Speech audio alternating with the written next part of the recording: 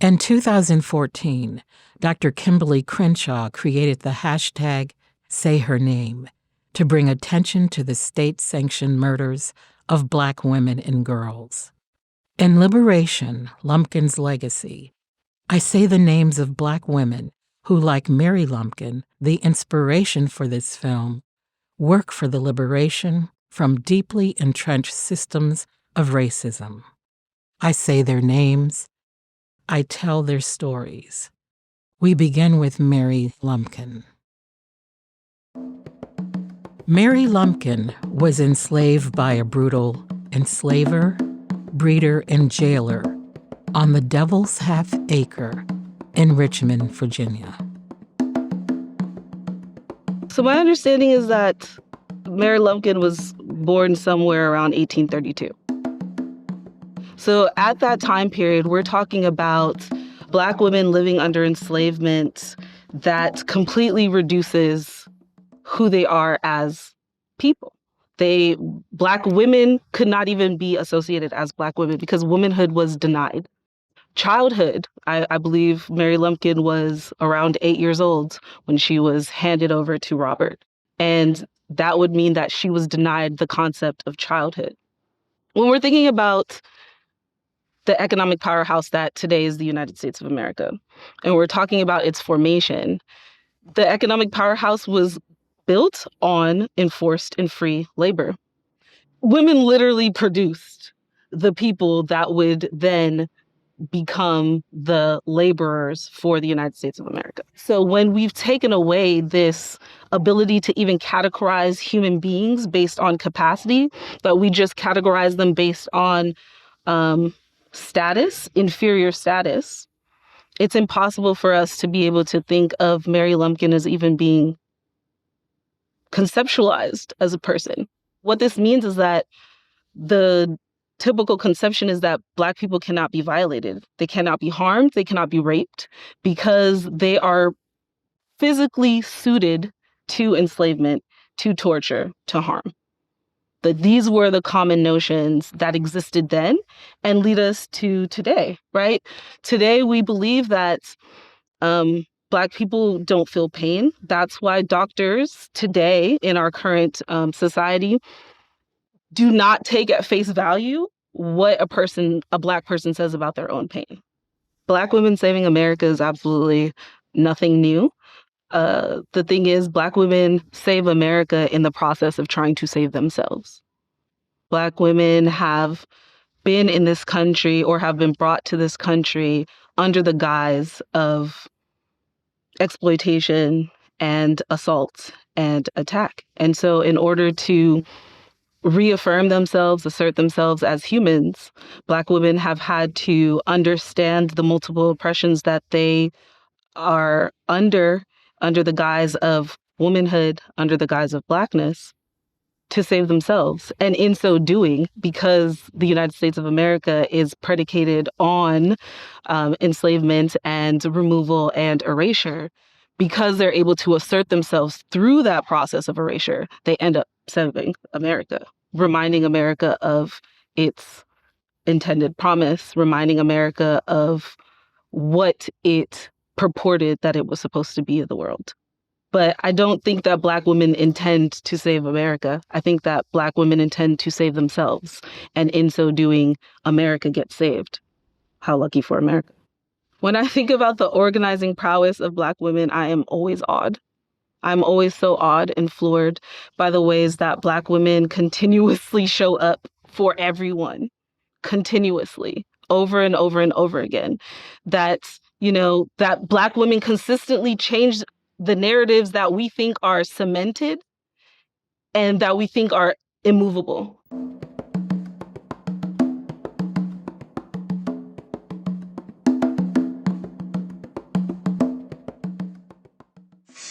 Pick up a mic whenever and never stop the fight, no matter whether Miss Black or white. From rapping about her dolls at the age of 2, now wise beyond her years, Fly Zaya uses her talent to rap about the social injustices that impact her and the lives of so many others. My name is Zaya.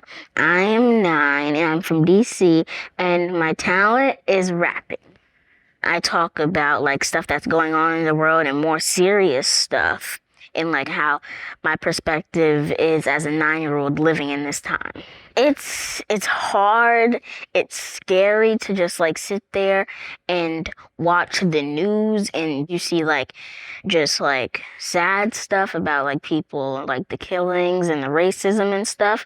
And I feel like writing has actually helped me, and rapping has actually helped me like get my words out there and my message to people out there. It helps me calm down and like talk about how I feel, because we've been hearing from like grown-ups and stuff, but we haven't heard from a lot of kids. So I feel like from like coming from a 9-year-old, I want to make the world a better place. They hear me talking about like what I feel and like true facts about what's going on in the world. So on election day, I was supposed to perform at Black Lives Matter Plaza on the go-go truck that they had. And a little bit before I was supposed to perform, my dad, the police were pushing and shoving the crowd, and my little sister Morgan was in the crowd, and I grabbed her to the side and I pulled her to the sidewalk where nothing was like actually going on. And while I was on the side with Morgan, my dad and mom were trying to find me. And then that's when my dad had got arrested, and the police were not listening to my dad. He was saying that he has children that are lost in the crowd, and he couldn't find them, and they weren't listening to him, and they were just trying to hurt him and pull him to the ground. And my mom was just looking for us until she found us. And yeah, it was just a very scary night and day for us. And I performed. I was crying at that moment, and on forward, I was crying for like hours and hours. I was really sad. I was really scared. And I went on the truck. At first, I didn't want to do it because I was like really sad and I didn't see anybody. So I just decided to perform on the truck for my dad. If you can see what I see, people thinking he can't breathe. Got his knee on his neck while they watching him bleed. Should've did the right thing and just let him leave. Now we marching in the streets, just us, no peace.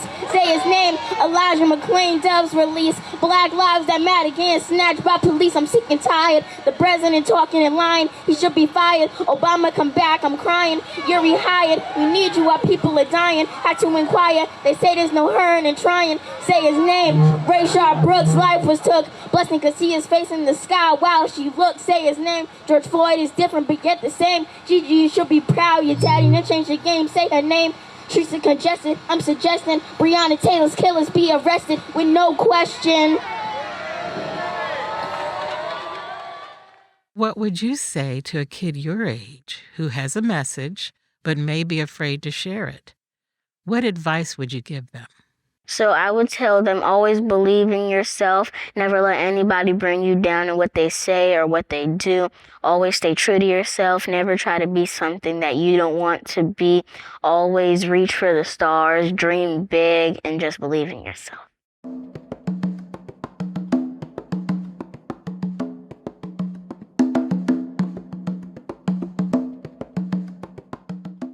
Hip-hop artist Melissa Princess Best, the Helicist, creates workshops and gatherings for Black women and girls. Black girl work. I'm a rebel, I'm a rebel. I'm a rebel like Henrietta Maxwell. I'm a rebel, I'm a rebel. I'm a rebel like the soul of Ida B. Well. What's a black girl's work these days? I can't tell.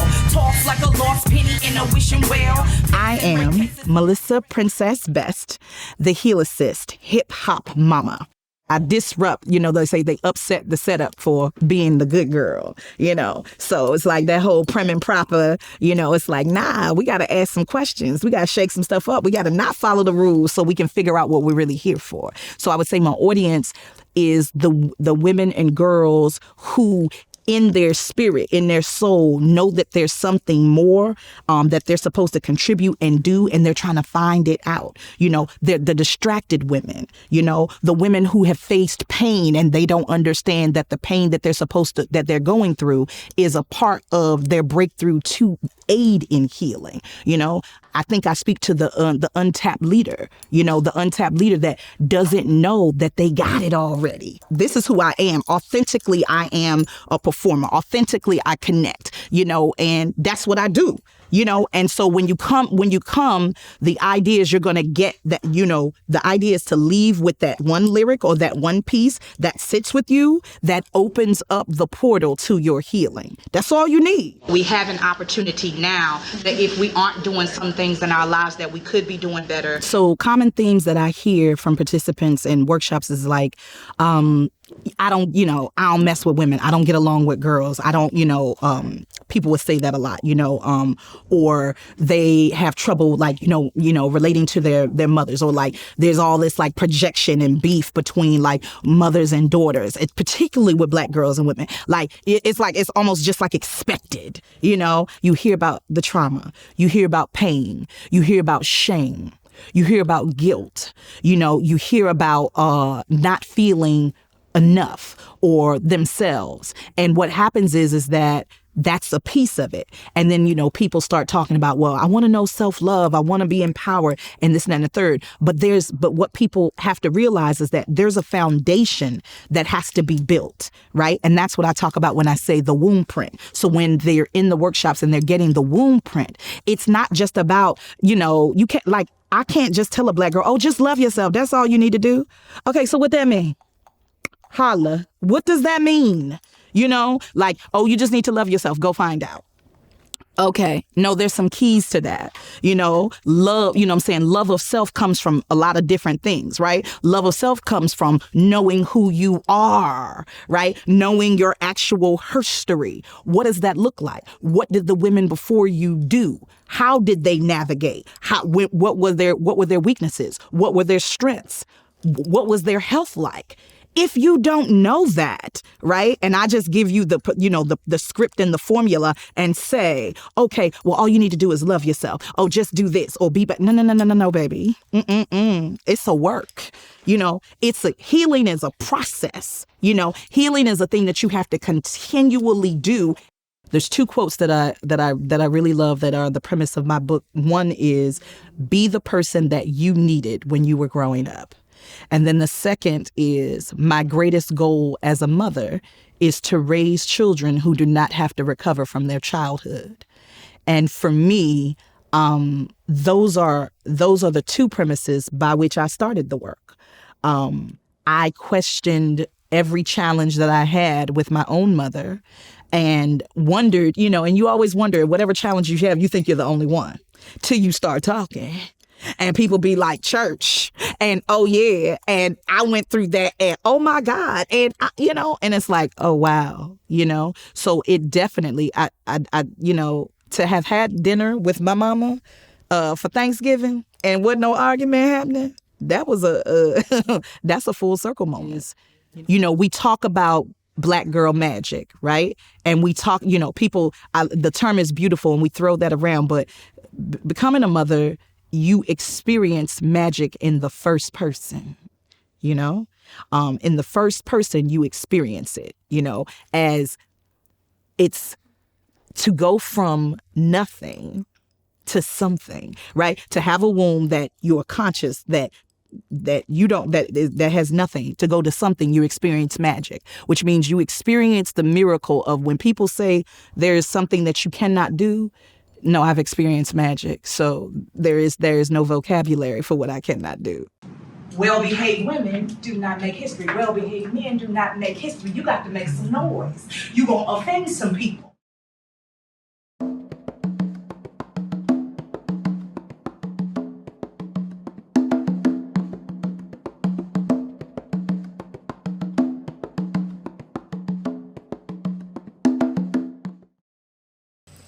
Tickle as you trickle down my throat, sweet and simple, you my jasmine, iced tea, a tall glass. Singer, songwriter, filmmaker, and musical playwright. Be Steadwell's art centers often marginalized Black, brown, and queer communities.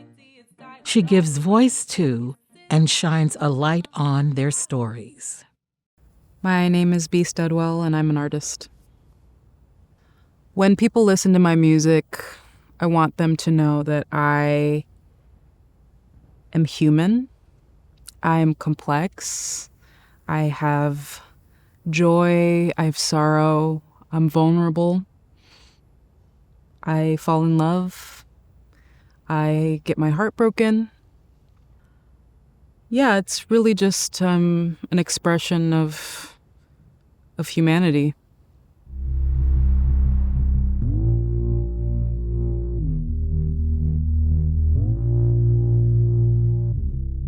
Being Black and queer and woman, it's all over everything I do. It was important to me to make music because I felt marginalized. I felt that I was always translating music and art through other perspectives. And I wanted to put my identity as a queer Black woman at the center of everything I did so that other people like me could see themselves in it. It's just strange the way that pop culture can just completely erase the existence of brown people, Black people, queer people. And someone like Ellen DeGeneres or another, queer icon, it feels like a big step in some ways, but then it can also kind of add to the erasure of the rest of us. It's great. It's incredible to celebrate, those things, but there are still so many folks who aren't represented in pop culture. You've donated your talents to organizations like Planned Parenthood and for DC statehood. Why do you involve yourself with social justice issues?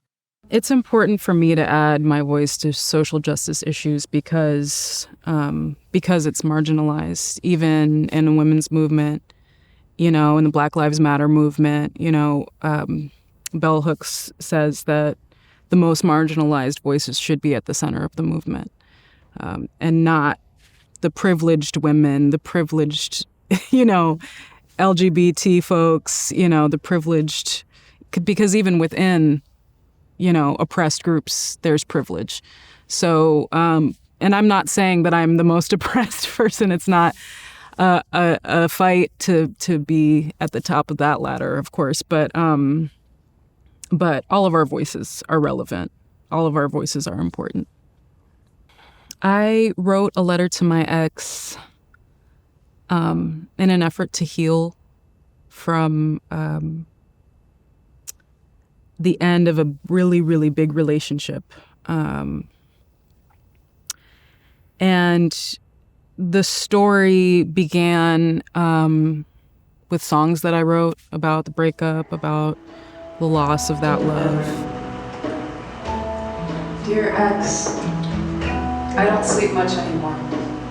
I miss your voice. I miss laughing with you, singing with you. I miss the sounds you make, how you move to dance to me. I miss waking up with you, falling asleep with you. It grew into letters and it grew into scenes and this whole narrative about letting someone go and, of course, learning to love yourself. That ended up being the journey that I went on in writing this musical. And I, in creating a cast and a band and creating a whole group of people to tell the story with me, I hoped, it was my goal that they learned a little bit of self-love in that process with the audience. Like we were all kind of on that journey. Originally, the goal was to do a really, really big production in New York. And And I don't know what that looks like now. Maybe someday in whatever space pods we create for ourselves. But yeah, I don't want to retire the piece. I want to keep doing it, and I would love to not be in it one day and just direct it. I have a lot of dreams for it. I want to do a lot of things with art, but the main legacy that I would like to leave behind is one of joy. Putting Black queer joy at the center of the story. Of course, we're dynamic. Of course, we're vulnerable. We hurt. We are complex. But joy is really what I want to see and what I miss from so many stories that are told now. I pray as I grow up a little higher. I know sunlight still shines when I'm alone. And it's beautiful today. Fell in love with the girl. She's so weird, she's so free. Fell in love with the girl. And she smiles just like me. Fell in love with the girl.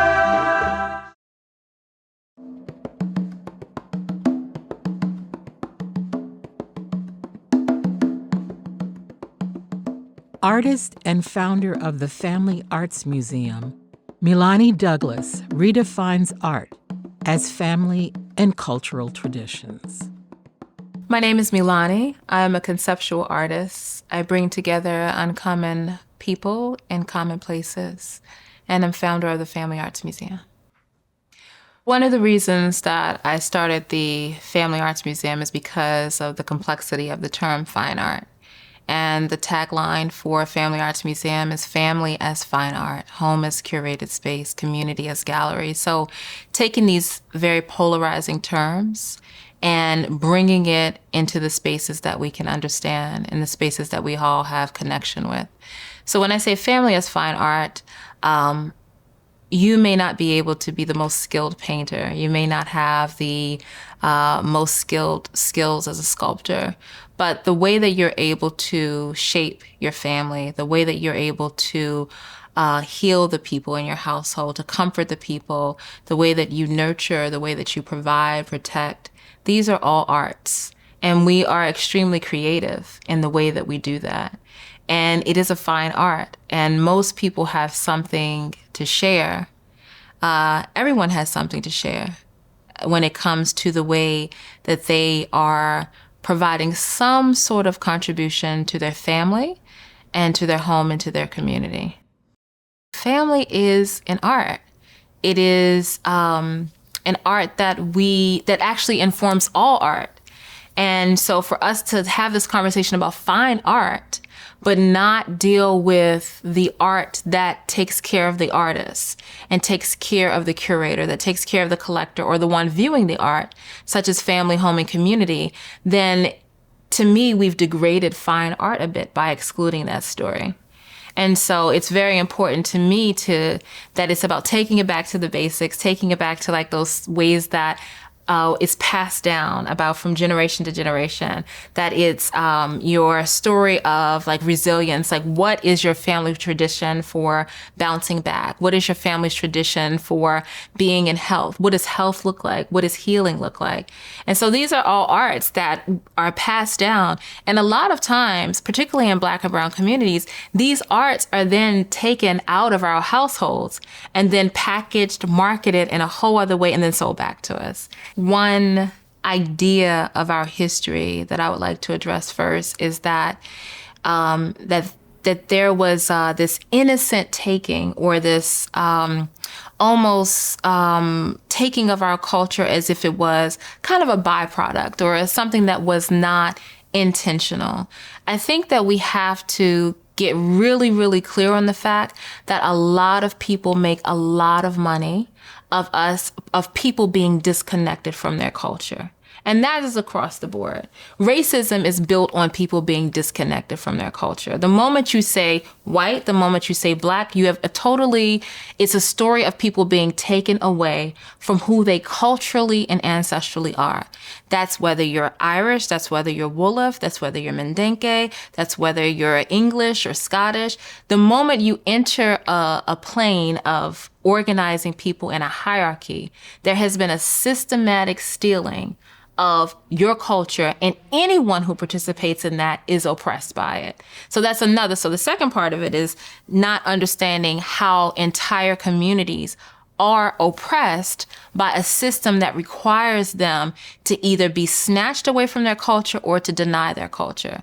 And what I mean by that, we know that when Black bodies were taken, that they were being snatched away from culture. But what's not talked about is that when when people have decided to become white, there were people who returned back to Ireland, to Italy, that said, I'm not giving up the garlic in my food. I'm not giving up the spice. I'm not giving up the language. I'm not giving up my healing practices. And they would return home. So the moment that you just say that I am willing to give this up, you're also participating in a system of oppression. And so what the Family Arts Museum also looks at is what are the traditions that allow people to connect to what they know and to what they don't know about their whole family's traditions. What are the songs? What are the remedies? So one project that we have called Reclamation that we did in partnership with the National Museum of Women in the Arts, it's about what did your great-grandmother cook? What was the recipe that she had? Did she use fresh tomatoes or did she use canned tomatoes? Did she blanch the tomatoes over a wood, or did she blanch them over the stove, or did she get tomatoes that were already, burnt a little bit from Whole Foods, right? So, there's something that happens when we look at how these remedies, recipes, and rituals are passed down from generation to generation that tells a story of systematic oppression and cultural annihilation that we have to deal with, because when we are detached from it is a huge part of the reason that everyone is suffering the way that they're suffering. It is always beautiful to see what can happen that brings us back to our roots and brings us back to a journey of in society saying, no, we've got to go back to a more original way of doing this and of living and of loving each other.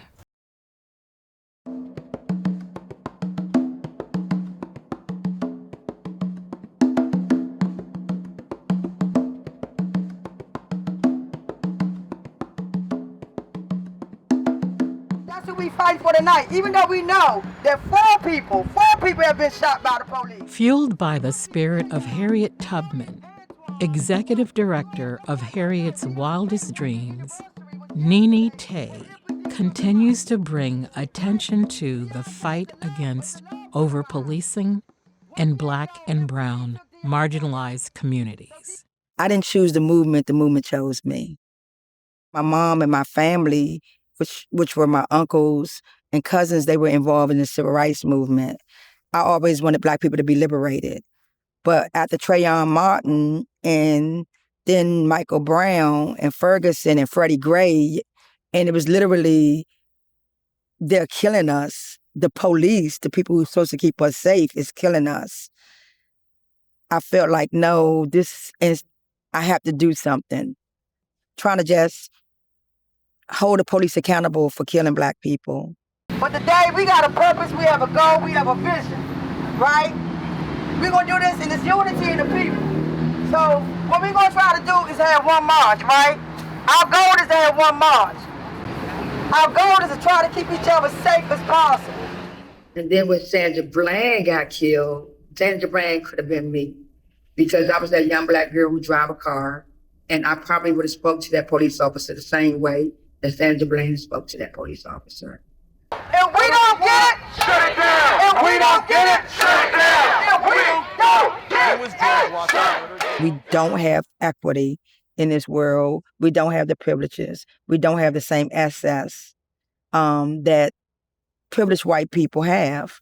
The world is built off of white supremacy, capitalism, imperialism, and patriarchy. And all those systems are built off of white supremacy, and they all have to be dismantled so that Black people can live an equity life.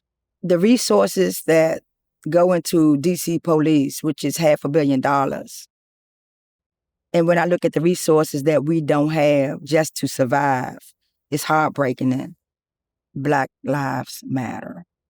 We don't have enough resources to build more jobs in marginalized communities. In marginalized communities, where they have one grocery store. If you had more grocery stores, you have people with more jobs, you know? And so we got to create more jobs. We had a better education system. We have people who can get better jobs. So when you think about the resources that we can invest into the community to empower our people, the crime rate would go down. It's been shown that I don't care how many cops they put on every block, someone still gets shot. So clearly, more policemen is not the solution to gun violence here in DC. What would it look like for us to build a community in all 8 wards and in the marginalized part of PG County where we could provide for each other in solidarity and not charity? We got leaders for each ward and told them the vision of what we wanted to do for the community. Because reality is, with people losing their jobs and things closing, is one of the reasons why crime happens. So we figured that if we could provide as much as possible for each other, we could lower crime rate. Like, people don't have to go steal, they just eat. You know, people don't have to rob somebody just to pay their rent. We as a community and city officials have to get to the root issues of why there's gun violence. Racism structure is a part of why we have all the intracommunity violence. And the same thing with the state-sanctioned violence. All of it's harmful, and it's because of the lack of resources that are in our communities. And all of that is intertwined. And so therefore, when we say we keep us safe, the same thing, Black Lives Matter DC played a huge role in the NEAR Act with the violence interrupters, where we can get people that's from the community to talk to the people who are committing the crimes or who are allegedly can commit a crime. But if you give people like that pennies to work with, and you give the police $500 million, how can they keep that person safe? In addition to the DC Mutual Aid, we have hotlines for all 8 wards where someone can call up and say what their need is. And if we can't supply that need as a community, within the mutual aid, we'll find a way to get that need met for that family. So we should be able to supply each other's needs in a way that, because you're human and that I love you. What do we want? Justice! When do we want it? Now! What do we want? Justice! When do we want it? Now! If we don't get it, shut it down! If we don't get it, shut it down! If we don't get it, shut it down!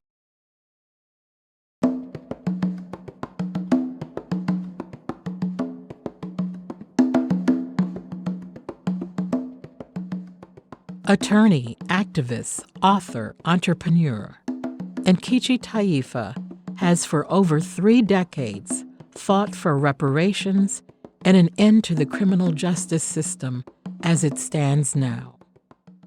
I'm Nkechi Taifa. I'm the president and CEO of the Taifa Group, LLC, and I also convene the Justice Roundtable, a coalition of over 100 organizations working in Washington, primarily on federal criminal justice policy reform issues. I come across the image of a boy, a 14-year-old boy from Chicago who is visiting relatives in Mississippi, and he's found at the bottom of the Tallahatchie River. And of course, it was Emmett Till. But it had such an impact on me because I was 5 months old when this incident occurred. And I'm thinking, all of these things, racism, discrimination, happened way back in slavery days, which to my young mind was like millions of years of, in the past. I had no conception of time. So it really just hit me hard that this stuff was happening right here, right now in my lifetime. This is like after the civil rights era and what I call the Black Power era. And I knew I wanted to take the Black Studies class at Rainbow Junior High School. And I enrolled in the class, and the first thing I saw was this bulletin board with a poster on it. And the poster featured a Black man with a black beret on his head, spear in one hand, and a rifle in the other hand, sitting in a Grand Slam wicker chair. And all my girlfriends in my class, all the teenage girls got giggling and talking about how cute this brother was, this guy was, this dude was. But I was asking the teacher, well, why is he in prison? Why is the head of the Black Panther Party being represented by white lawyers? I was asking, where are the Black lawyers to represent the Black people? And so that's what brought me to where I am today. I wanted to be one of those Black lawyers to represent, Black people. There has been an unbroken chain from the enslavement era to today's mass incarceration. Okay, we had the enslavement era where people were forced to work and to labor for free. There wasn't a need for a mass prison system at that time because the labor was in the fields. Okay. After the enslavement era, you had the convict leasing, and you had the black codes, and you had the sharecropping, and the redlining, and the health disparities, and the educational inequities, and you had the birth of mass incarceration. Law enforcement misconduct, prosecutorial abuse, police brutality, abuse, and corruption are very, very prevalent in the system. And it's one of the reasons why the mass incarceration rates have skyrocketed. There needs to be accountability.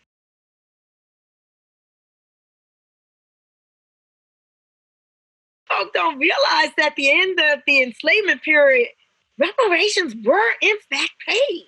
They just weren't paid to us. Reparations were paid to the former slave owners for the loss of their so-called property, us. Most folks don't realize that. Most folks don't realize where the term 40 acres and a mule came from.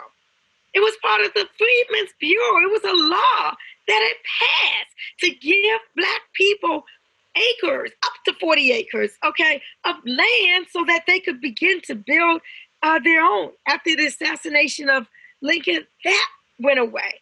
And things were just stripped from Black people. Again, I'm a lawyer. Where there's an injury, there must be remedy. Now, that's not to say that you and I and Oprah and everybody else should get a check. I'm not saying that we should not, but I'm saying a reparation settlement, a negotiated settlement, can be in whatever form or forms are agreed upon. I know the law. The law says the definition of genocide is, number one, killing members of a group.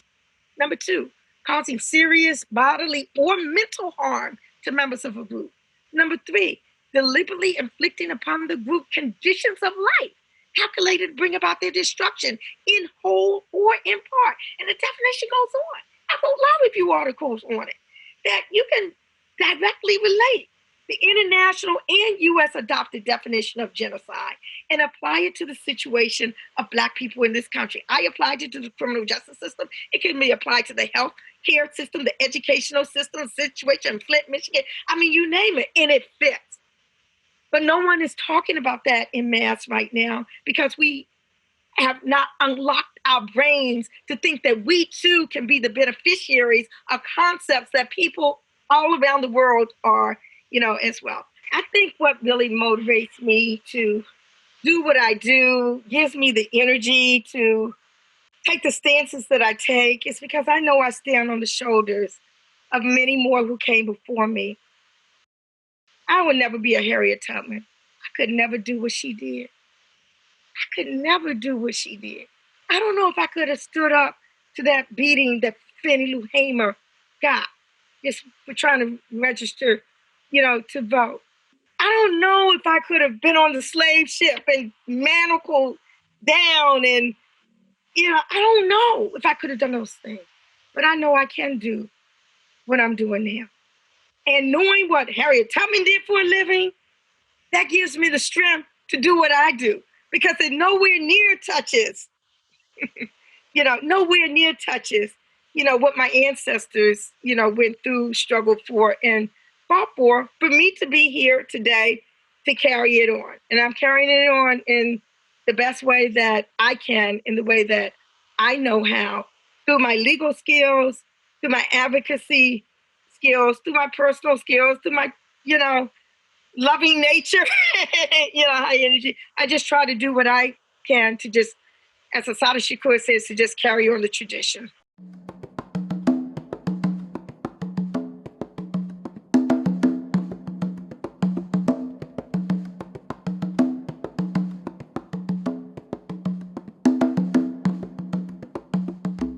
On the freedom side. What side are we on, y'all? The freedom side. I said, what side are we on, y'all? The freedom side. All right, so.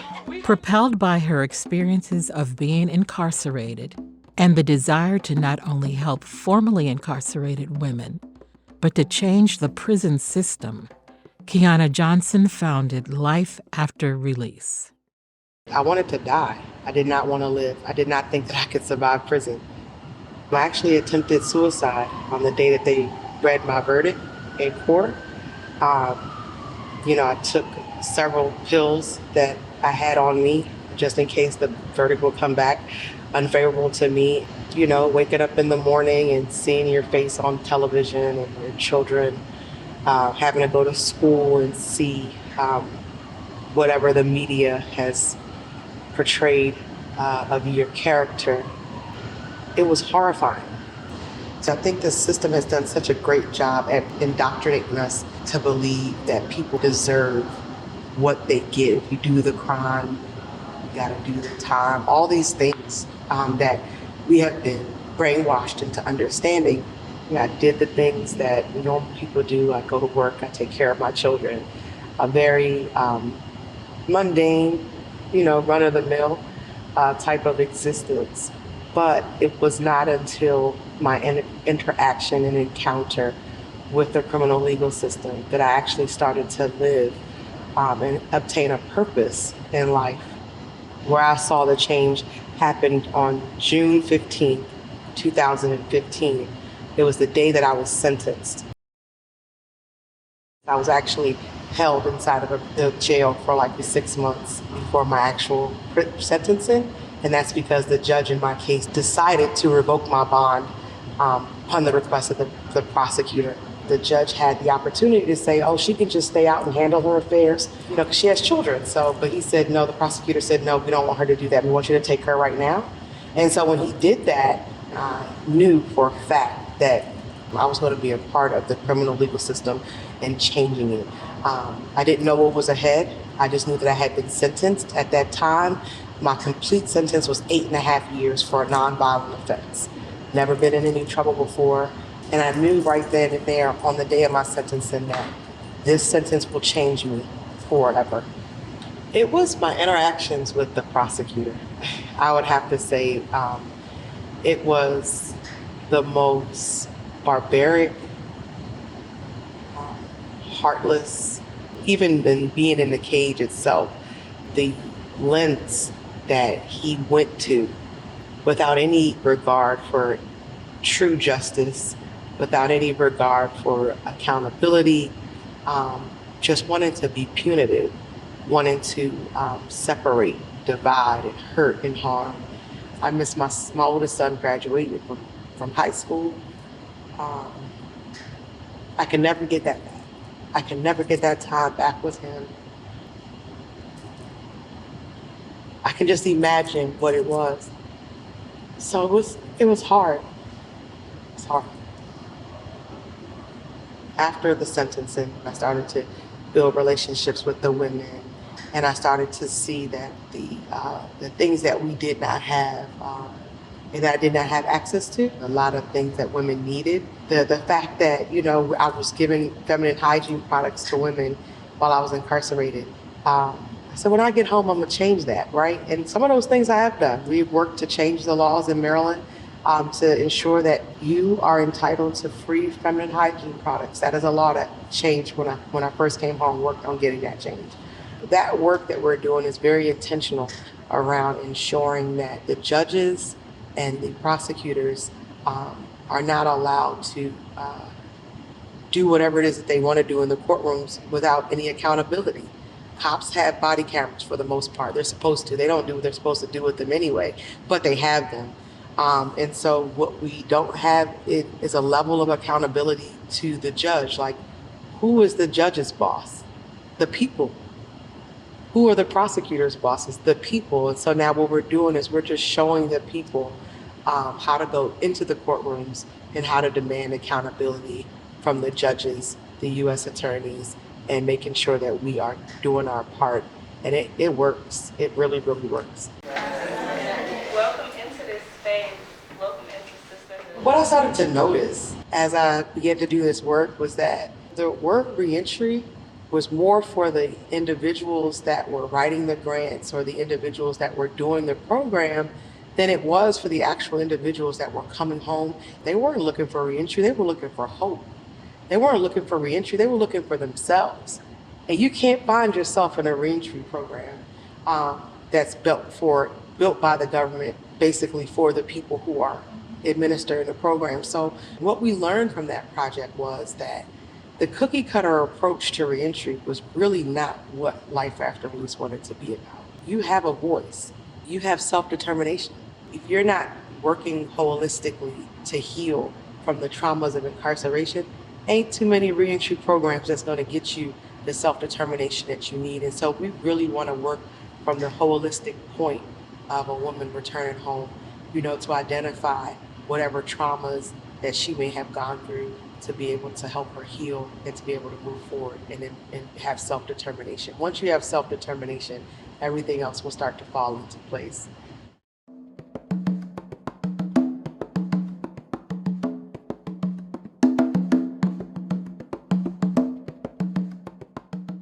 My name is Chantel, and I represent Life After Release.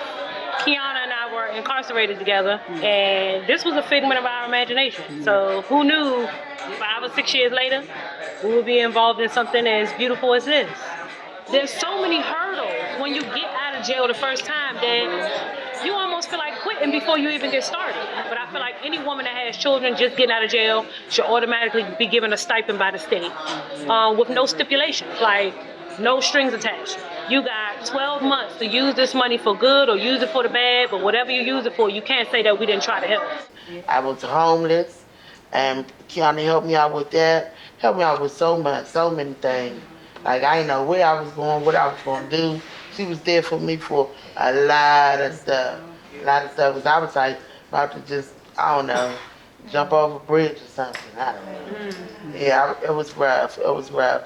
But yeah, I'm here now, and I'm so happy. You where you need to be.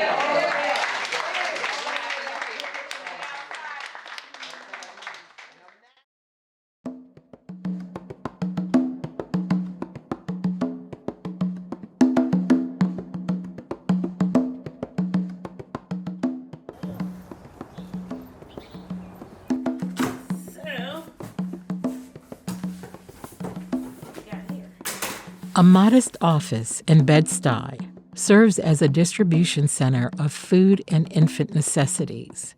Chanel Porchia Albert founded Ancient Song, a global justice organization created to eradicate Black and Brown maternal and infant mortality. I knew that I was centered in purpose and in something that was ancestral and in doing the work of the Most High and the Creator.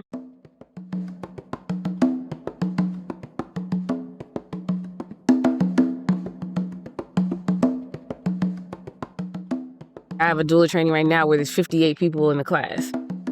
And I've trained folks from all over the world to be able to provide full spectrum services and supported all different types of families. I've trained Orthodox Jewish communities to be able to provide doula services in their communities. I've trained undocumented, pregnant people and women and families. I've trained folks in Uganda. What I've realized is that the underlying factor is people want to be seen and they want to be heard. And they want to know that someone genuinely cares. Like, it doesn't matter what language they speak. What I've come to realize in that every birthing experience that I've been in when I've supported someone, that everyone has an ancient song. Everyone has a song that they sing that is ancestral, that's rooted in our DNA. And as much as we may seem like we're far removed from who our ancestors are, we're not. It's encoded within the foods that we eat. It's encoded in the vernacular that we speak. how we relate to one another, even if it's, again, it maybe seem like it's watered down. It has a way of resurfacing and always coming back. You know what I mean? Of always presenting itself. And so this is why I say that, we can't separate the two. Our tagline is reclaiming the ancient principles of birthing. And so with every ancient song that is sung, you are reclaiming that. You're grounding your positionality and who you are and your identity, and you're creating a pathway for sustainability and community.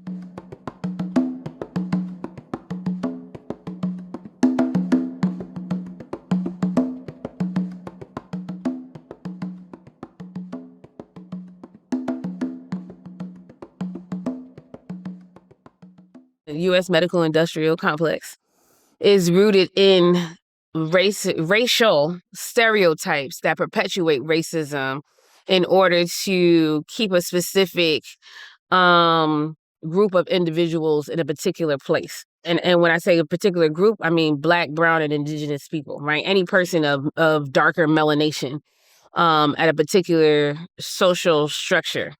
Understanding that regardless of your economic bracket, regardless of your level of education, regardless of, gender identity and those things, like, we want people to be able to know that above all else, we want to center your humanity. The work that we do is really centered in decolonizing those frameworks. When we think about colonialism, we only think about it sometimes in like a foreign aspect, but colonialism is here, and it's rooted here as well, and how those continue to perpetuate themselves in order to keep white supremacy alive and functioning on a daily basis. And so what you start to see is, poor birth outcomes, low birth weight babies. You see, regardless of socioeconomic status, regardless of level of education, regardless of, how prepared one might be, when they're entering into these spaces, they're being treated in a different way.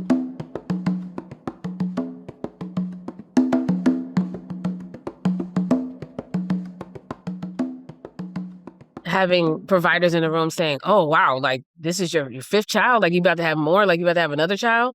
Someone's reproductive health choices is their own personal choices, and no one should be made to feel less than. If you want to repopulate the earth, then go ahead and do that. You know what I mean? Because we have, when you see a white woman who does that, or, who has like 19 plus, we're not saying that to her.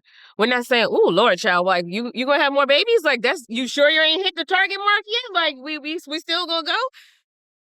I live by the principle, like, there's one hand to give and there's one hand to receive. So if I'm giving and I'm doing it from a place of clean hands and a pure heart, then my children will have and I'll have.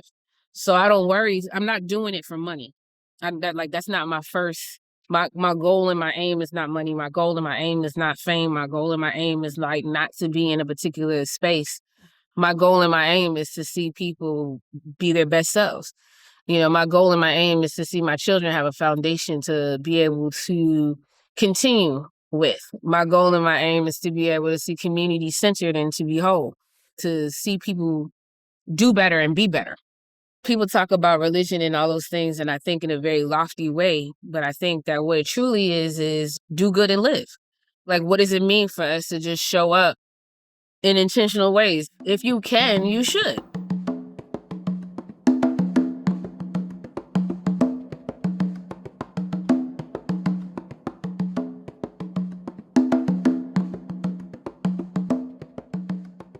The U.S. textile industry dumps an estimated 17 million tons of industrial waste, most frequently in Black and brown and underserved communities. Zamaria Rayford, founder of Swap DC, combats that practice with its DC Swaps, a mixture of clothing and culture. My name is Zamaria Rayford, and I am the co-founder of Swap DC. So Swap was created to sort of just like change the mindset. So it's just the beginning. The textile industry dumps waste on the world. So unfortunately, the Black and brown people get the just like the throwaways, and we actually spend our money on it. And we already don't have that up level when it comes to wealth.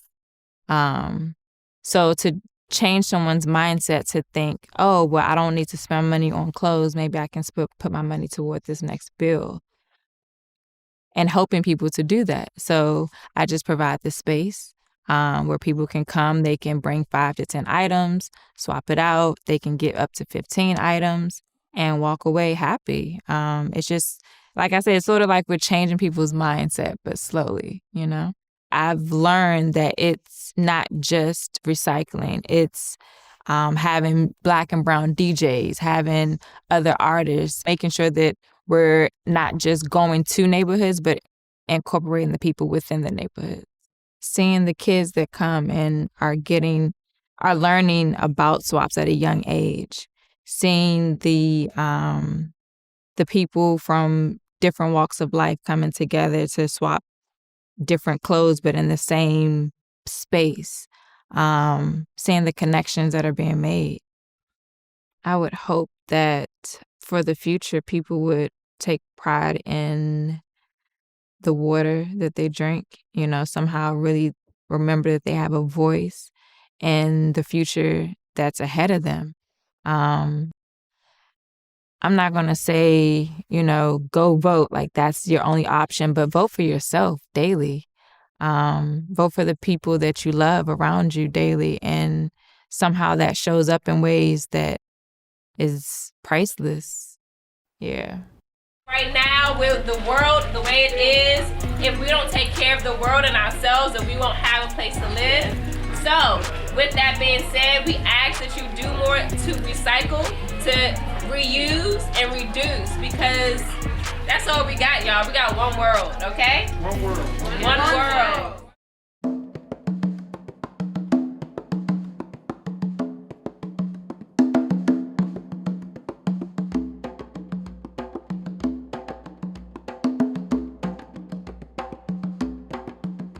In one of Washington, D.C.'s food deserts, Samaria Marley, urban farmer and herbalist, created a flourishing farm on land that was once considered unproductive.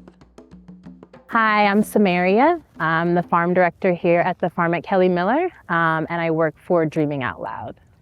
Dreaming Out Loud is a nonprofit that works on food access and food justice issues in DC. Right now in Ward 7, there's one grocery store here.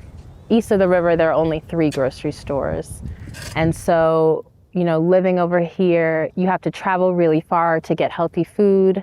The food that is around is at 7-Eleven, it's at the corner store, it's the liquor store, or it's a fast food restaurant.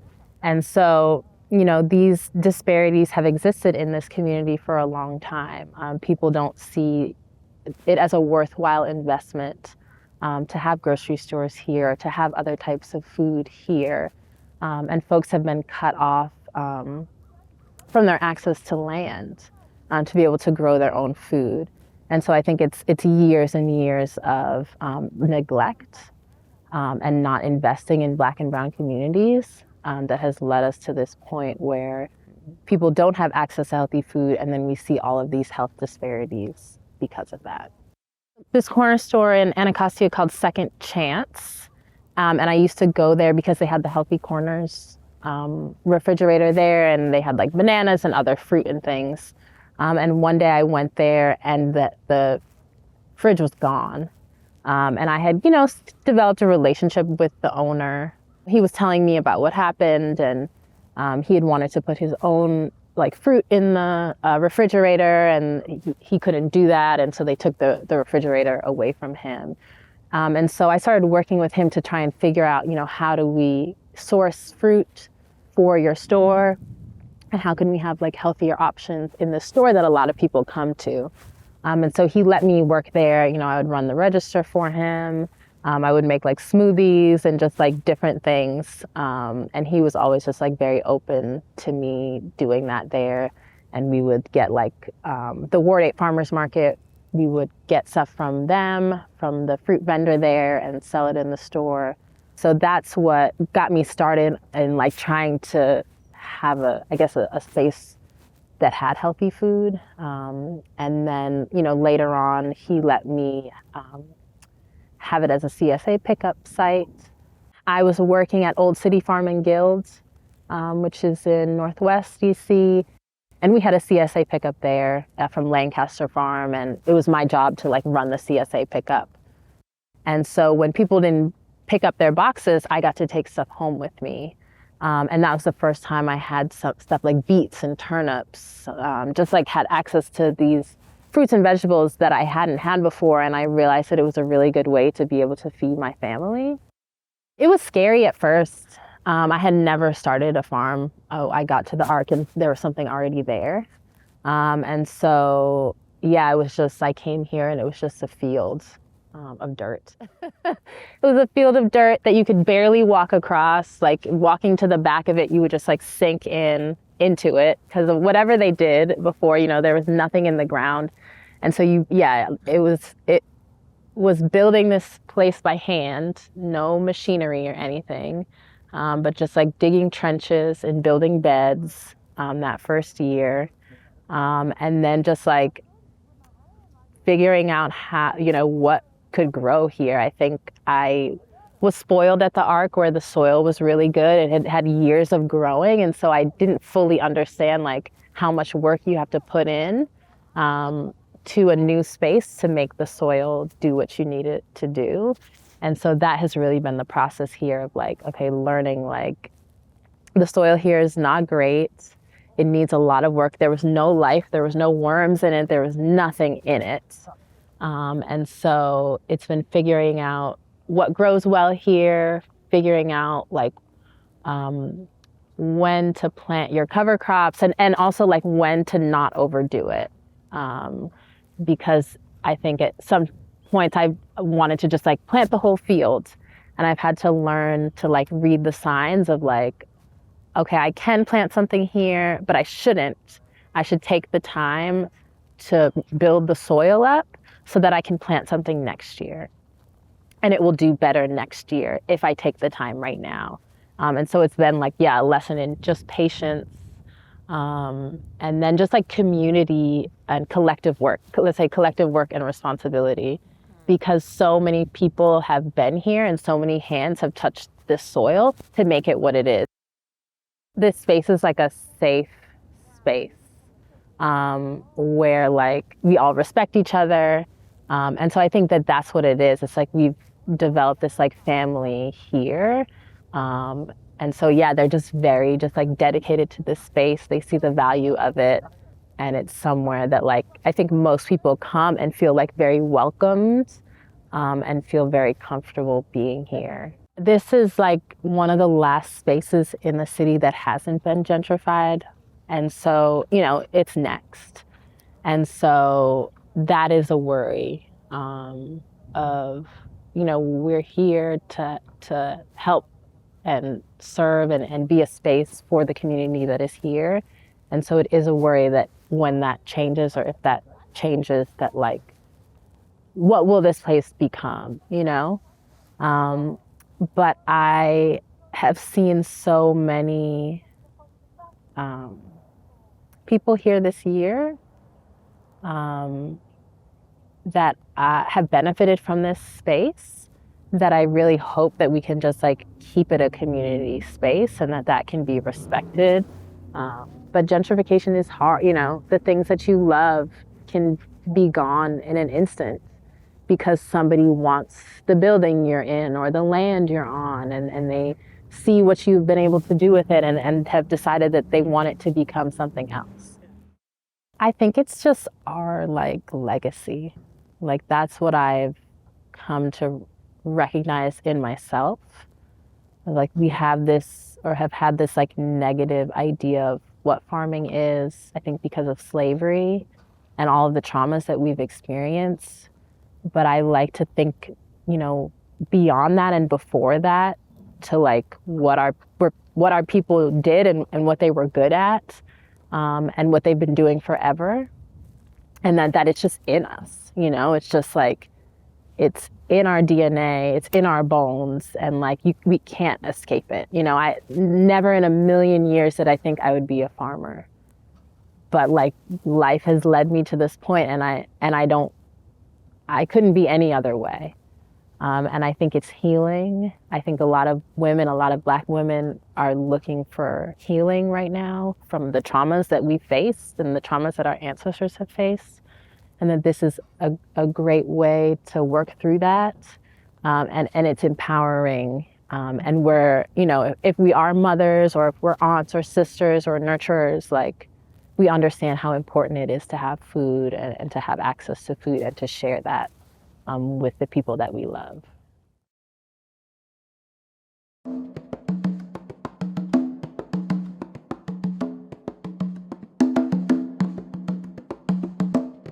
Erica Totten, activist, life coach, and founder of To Live Unchained, reminds us that we were born free of the chains that endeavor to enslave us. I am Erica Totten.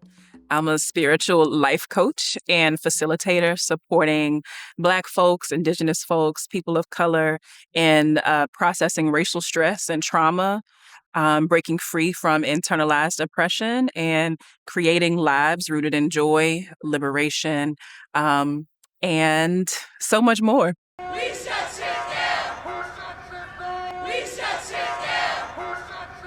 I got to a point in my life where I realized that the only way that I could, envision it was I had all these chains in beliefs that I had about myself, my place in the world, possibility, whatever it was. And it just felt really constricting. And it was just really about breaking free. Protests and organizing spaces are absolutely healing. But there was another way that I was called to hold space. And for me, it was like, I want people to know that everything that I have, you have. And a part of being a leader is kind of removing yourself to allow other people to step into their own leadership. And it was hard. It was really hard. And, I really had to kind of sit with like, yes, I can activate people and lead marches on highways and all of that. And I can do it and do it well. And just because I could doesn't mean that I should, that was a space for me to occupy. And so choosing to step away also created space for other people to step into their leadership. We have been conditioned to believe that our worth and value comes from how much we can do or produce for other people. And so a part of us being able to break free from that and get out of that conditioning and out of that, kind of really be in a process of decolonization is having an understanding that our worth and value, my worth and value, your worth and value is not based on what you do or produce for other people. That you are worthy just because you are. If you hear from the time you were 5 going into school, right, that you have to work twice as hard, right, to get what they have, what that does is plant a seed of unworthiness, of not being good enough. And we hold that. And it can manifest in lots of different ways of overworking yourself, being a hyper overachiever, perfectionism, like all of those things that have us in a state of always working, always proving, and not resting. You can't be in those spaces of healing and not talk about the things that impact how we see and view ourselves. You can't just, colorblind your way or transcend humanity. Like we are divine and human and having a human experience. And so we have to have an understanding of what are the systems that impact us as human beings along with the spiritual. I see joy as freedom. And expansiveness. So not feeling constricted in any way, that anything that you want to do, anything that you want to explore, you have resources, you have access, you have time to get to explore any of that. Black Joy Sunday was really born out of this feeling of deep collective trauma. It was really the response of BLMDC to the Emanuel AME church massacre. My wonderful, beloved community member and friend, Aaron Goggins, said it kind of started from him saying, if we ain't safe in church, where can we be safe? And from there, it was like, what are the spaces that we can occupy and assert our humanity and have joy? So that was my immediate thought is we need some joy. We need some joy right now. We decided that we were going to take up space in Malcolm X Park. It has been heavily gentrified. And so this was a space that we felt that we could assert our humanity, take up space, and just have joy. And so we put it out to community and said that we're going to be here gathering in this park. We don't know what each week is going to bring, but we will start our week with joy. So we're going to have a space for our kids to be safe and play. We're going to have a space for us to also be able to release any other emotions that we're holding so that we can, really embody the joy that's within us. We have double dutch and coloring books and bubbles and anything it is that we want. We have music, we have hula hoops, we have people practicing qigong, like whatever that might be. And of course, dancing and twerking, that's a part of it. Us really setting an intention to create space for joy, making joy a spiritual practice, making joy a liberatory practice is something that we had to add to our work. And we knew that that was what our community needed in that moment, a space for collective joy.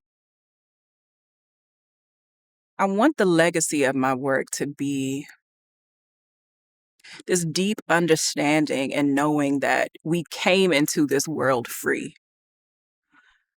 And there are lenses and systems of oppression and belief that would have us believing different.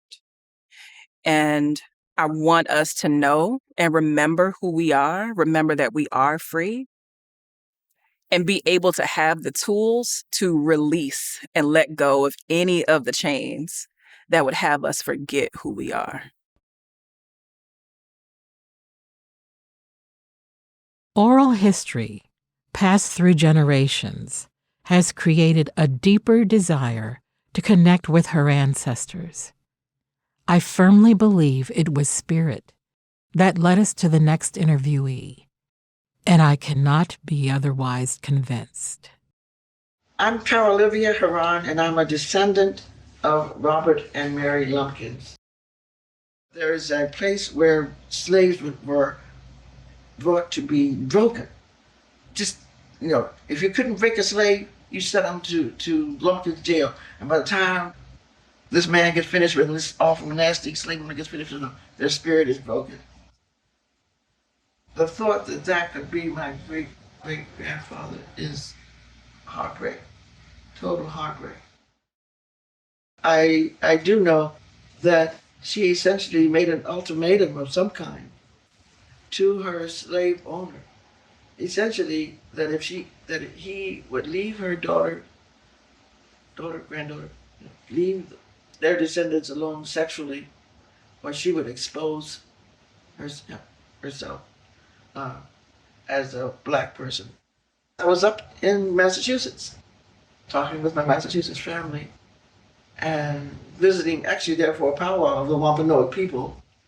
And someone in the group told me that there are actually other branches of the Lumpkin'S family, and that the Lumpkin'S jail evil man had sent his children not only to Massachusetts, but I think it was either Ohio or Indiana.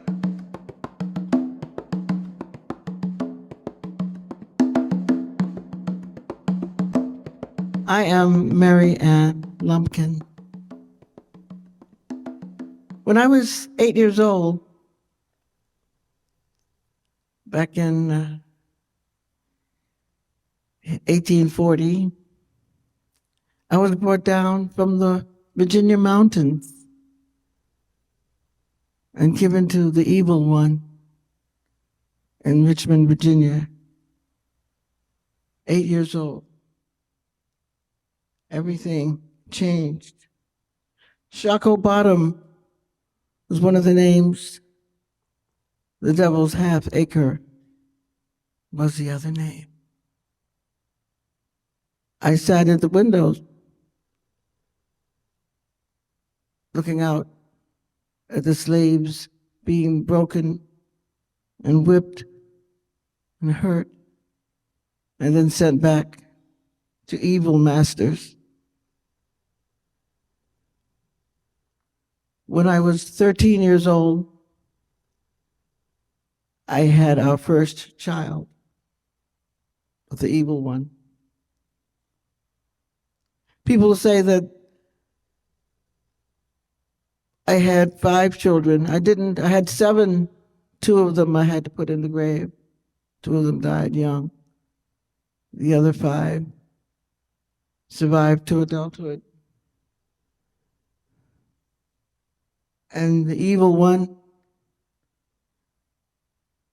would punish me if I acted like what I was, which was black, which was Negro, which was colored. I was punished in ways nobody could see. People wonder how I got power over him, because if you know the end of the story, you know that I was able to protect my children. He wanted to sell our children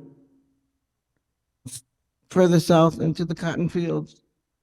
I knew how to write. I was taught to read. I was taught to act white.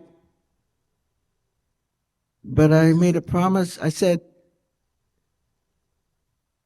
if I don't tell anybody what you're doing, will you let me save my children?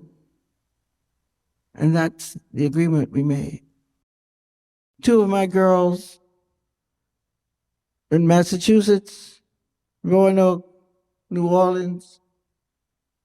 My boys flitting around all over the place.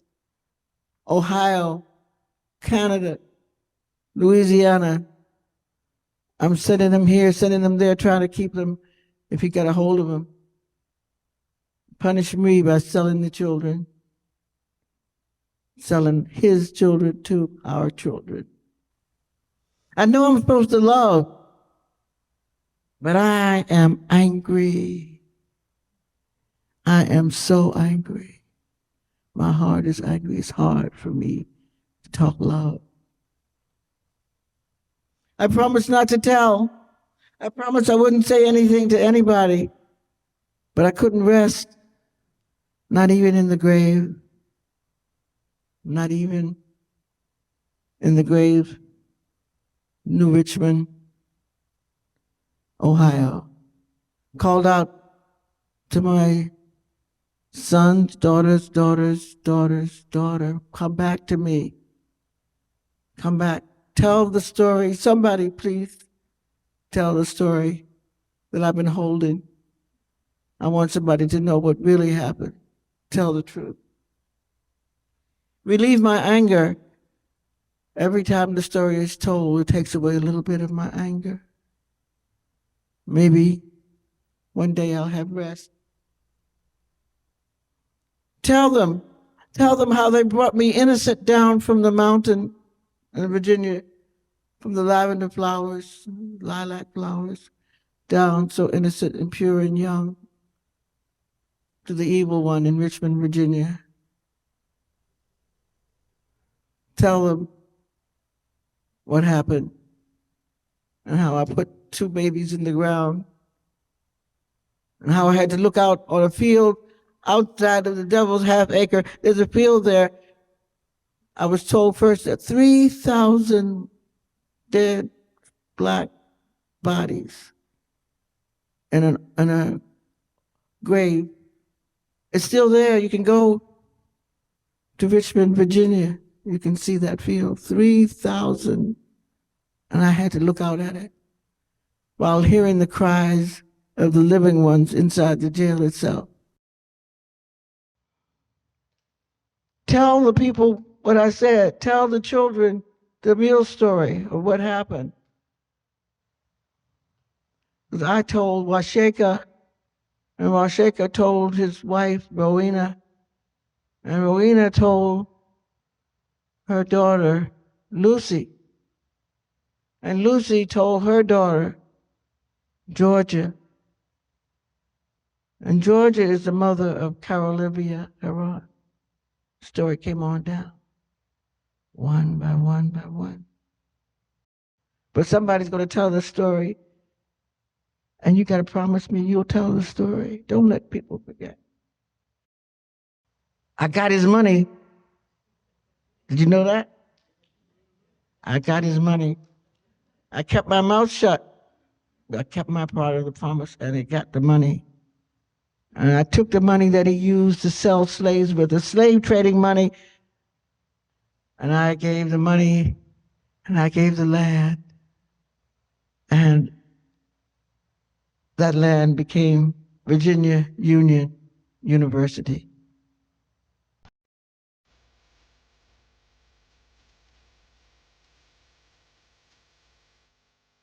There's one song that I play from time to time, and that's me with Mary Lumpkin. It's run, Warner, run, sweet honey in the road. Run, Warner, run, bright angels above. And whenever I play that song, I feel like I'm behind her head as she's making her way out of slavery. And I'm singing, run on, honey child, run on. We're here with you. We're here to catch you. We're here. You're not by yourself. You may have thought you're by yourself then, but you're not. Because of what you did, we're here. And we're going to tell the story and keep it going. Slavery makes me so mad. So mad. That I'm glad she had the strength to push us out, because I couldn't have taken myself out of there. I feel like I'm the one she sent away. I feel like I'm the one she helped us to escape, sent to school, got me somewhere else, and taught me to love Black people. Thank you, dear ancestors, for leaving examples of strength, love, and necessary resilience for Black women. As coined by author Saidiya Hartman, we are in the afterlife of slavery, a long duration of unfreedom. Today, Black women continue to strive for a freedom promised, yet unrealized. Thank you for planting the seeds of liberation on once fallow ground. They have brought forth change makers and creators who advocate for us, love us, and give us hope. Thank you for your guidance. Amen.